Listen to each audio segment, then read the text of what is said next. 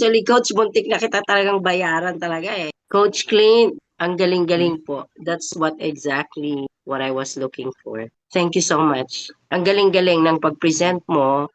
Application kasi kaagad. Tinuro mo sa amin, tapos pinapakita mo sa screen. Sa isang baguhang kagaya namin.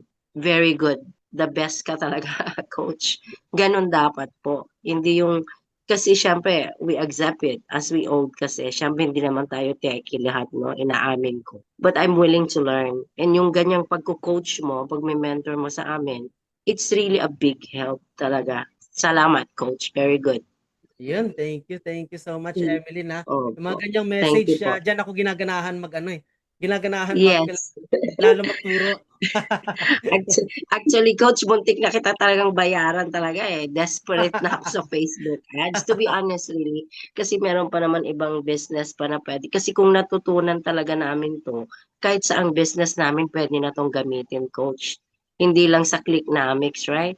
Sa ibang business pa, services, we offer services or whatever products kasi napaka-in-demand ang Facebook ads.